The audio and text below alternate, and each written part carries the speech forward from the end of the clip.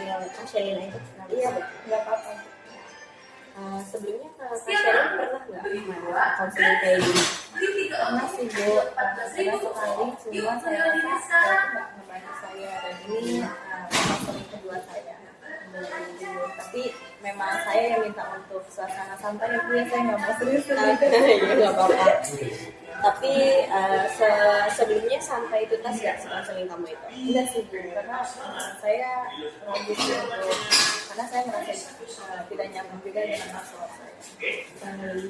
Di sini saya akan menjelaskan Shelin, konseling bersama saya itu pastinya saya akan merahasiakan Shelin ya sesuai dengan asas kerahasiaan. Lalu kesukarelaan Kak Shelin datang ke sini itu juga termasuk dari asas kesukarelaan, dan yang ketiga itu ada asas keterbukaan, yaitu saya meminta Kak Shelin untuk terbuka dalam sesi konseling ini, menjelaskan lebih detail tentang apa yang dialami Kak Shelin, perasaan Kak Shelin sekarang ini gitu.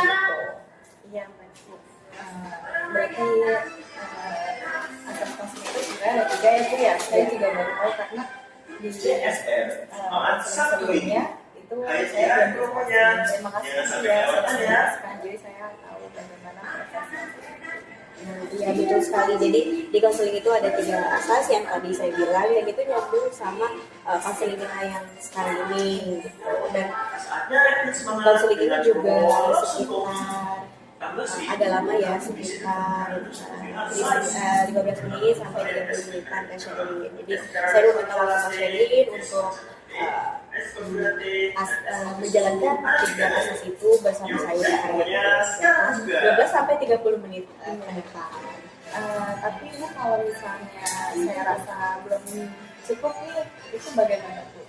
Bisa sih Kak Shelin, jadi nanti bisa kita jadwalkan di sesi berikutnya kalau memang dirasa pertemuan ini tidak cukup untuk membuat Kak Shelin lega dan menyelesaikan masalah Kak Shelin ini, bisa melakukan sesi berikutnya dan kita jadwalkan.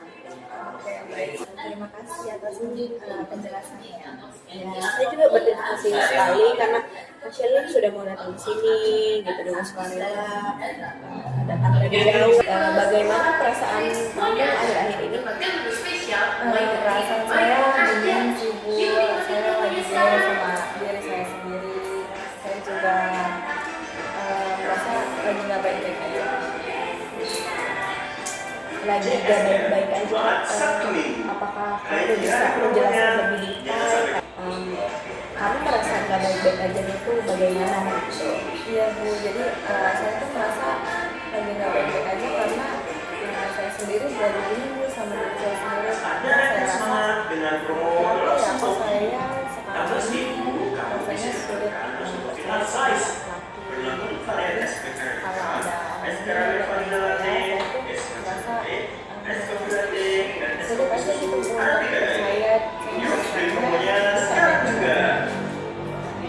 Jadi kamu merasa takut dan sulit percaya pada laki-laki gitu ya? Iya betul. Bisa kamu ceritakan sedikit saja apa yang membuat kamu tuh ngerasain hal itu?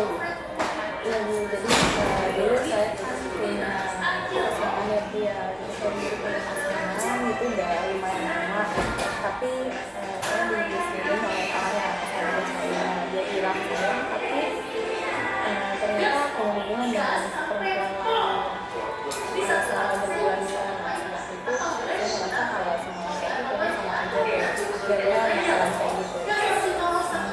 Baik, saya bisa memahami betapa sakitnya dia nanti oleh seseorang yang kamu percaya itu ya, dan saya juga paham luka seperti itu memang meninggalkan bekas yang dalam, terutama dalam hal kepercayaan.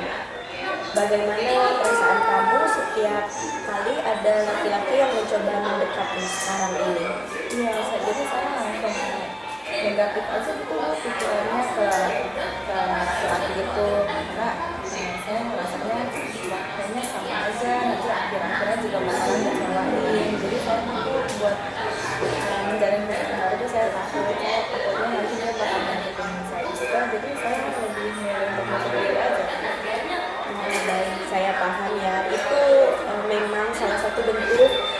perlindungan diri, dan perlindungan diri itu yang sangat manusiawi ya, Sherin. Jadi tapi di sisi lain bisa juga membuat kamu itu sulit membuka kesempatan baru yang sehat untuk kedepannya. Pernah nggak sih kamu ngerasa kamu tuh pengen mencoba mempercayai orang lain lagi gitu, tapi ternyata kamu masih ragu gitu? Pernah sih dulu saya udah sering kali nyoba ya dekat sama laki-laki lain, menerima laki-laki lain, cuma perasaan takut saya, perasaan takut saya itu langsung muncul gitu, dan itu pikiran-pikiran negatif saya juga langsung muncul. Saya rasanya sama aja nih, jadi saya tetap narik diri gitu, tapi kadang saya diri bu ya teman-teman saya bisa bahagia sama pasangannya, tapi untuk mulai sama pasangan itu saya nggak berani, jadi takutnya tuh saya jatuh ke rumah saya belum siap. Saya paham rasa takut itu wajar ya sebenarnya, apalagi kalau datang dari pengalaman masa lalu yang pernah kamu alami gitu, dan itu tuh menyakitkan gitu. Tapi yang perlu kita sadari ya, tidak semua orang memperlakukan kamu itu seperti mantanmu itu yang dulu. Gimana ya bu ya caranya ya biar saya tuh bisa perlahan-lahan bisa percaya lagi sama orang baru. Jadi saya tuh sekarang percaya sama kata-kata saya ataupun perhatian dari mereka ini.